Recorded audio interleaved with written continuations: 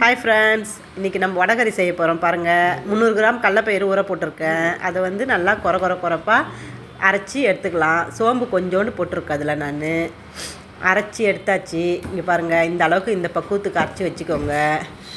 அதுக்கப்புறம் இட்லி குண்டானில் தண்ணி வச்சுருக்கேன். அதில் அப்படியே கொஞ்சம் கொஞ்சமாக போட்டு வேக வச்சு எடுத்துக்கலாம்.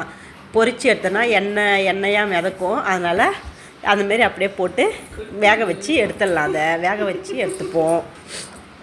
பார்த்திங்களா, இதோ பாருங்கள், வெந்த பிறகு நான் அதை எடுத்து ஆற வச்சு இந்தமாரி குறப்பாக மறுபடியும் ஒரு தடவை மிக்ஸி ஜாரில் போட்டு ஓட்டி வச்சுருக்கேன். குறப்பாக இருக்கணும். மழை அரைச்சிங்கன்னா செதிரின்னு இருக்கும். அதுமாரி செய்யாதீங்க, குறப்பாக செய்யுங்க. இப்போ நான் அடுப்பை வந்து பற்ற வச்சுட்டு வானல் எண்ணெய் சூடாயிடுச்சு. இதை பாருங்கள், கறிப்பட்டெல்லாம் போட்டேன். கறிப்பட்டை வெடிக்குது, கிராம்பு வெடிக்குது. இப்போ அதில் நான் வெங்காயம் பொடியாக நறுக்கி வச்சுருக்கேன். அந்த வெங்காயத்தை போடுறேன். போட்டு நல்லா வெங்காயத்தை வதக்கணும். பாருங்கள், அழகாக வதங்குதா. அப்படியே முக்கால் வாசி பதத்துக்கு வதங்கின உடனே இஞ்சி பூண்டு பேஸ்ட்டு அது கூட ஆட் பண்ணணும்.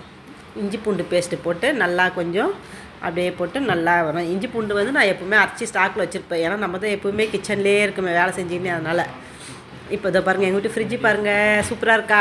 எவ்வளோ க்ளீனாக வச்சுருக்கேன் பாருங்கள். எப்போவுமே என் ஃப்ரிட்ஜு இப்படி தான் இருக்கும். எந்த காய்கறி வாங்கினாலும் பாக்ஸில் போட்டு வைப்பேன், கவரில் பேக் பண்ண மாட்டேன். ஏன்னா ஃப்ரிட்ஜு உள்ள கவரில் வைக்கக்கூடாதுன்ட்டாங்க. அதனால் எல்லாம் பாக்ஸில் தான் வைப்பேன். இப்போ இஞ்சி பூண்டுலாம் வதங்கிடுச்சு. தக்காளி பழம் போட்டாச்சு. பாருங்கள், வதங்கிடுச்சு. தக்காளி பழம் ரொம்ப மசிக்காதீங்க, ஏன்னா வந்து புளிப்பு டேஸ்ட் அதிகமாகிடும். அதனால் தக்காளி பழத்தை கொஞ்சம் நல்லா இது பண்ணிக்கோங்க. இப்போ மஞ்சத்தூள் போடுறேன், பார்த்துக்கோங்க.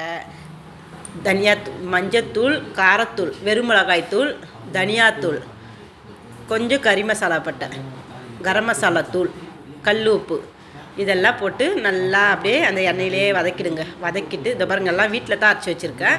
எதுவுமே நான் கடையில் வாங்க மாட்டேன், எல்லாமே வீட்டில் தான் அரைச்சி வைப்பேன். அதில் 2 லிட்டர் தண்ணி வச்சுருக்கேன் இப்போ நான் அந்த வானலில். இப்போ அது நல்லா கொதிக்குது பாருங்கள். நல்லா வாசனை, செம்ம வாசனை அடிக்குதே, சூப்பராக வாசனை அடிக்குது. அப்படியே கடன்னு எடுத்து அரைச்சி வச்ச வடையை அதில் போட்டு அப்படியே கிண்டணும்.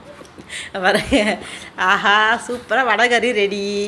இப்போ அதை போட்ட உடனே கொஞ்சம் தண்ணியாக இருக்குல்ல, இப்படி தான் இருக்கணும். கொஞ்சம் தண்ணி கம்மியாக வச்சிட்டிங்கனாக்கா அப்படியே ஒரு மாதிரி கட்டியாக இருக்கும். அதனால் வந்து அது நல்லா இருக்காது. இந்த மாதிரி கொஞ்சம் தண்ணி பதத்தில் இருந்தால் தான் கொதித்த பிறகு ஆறின பிறகு கொஞ்சம் நல்லாயிருக்கும். அது சாப்பிடக்குள்ளே கட்டியாக கரெக்டான பதத்துக்கு வந்துடும். இல்லைன்னா ரொம்ப இருவின மாரி சாப்பிட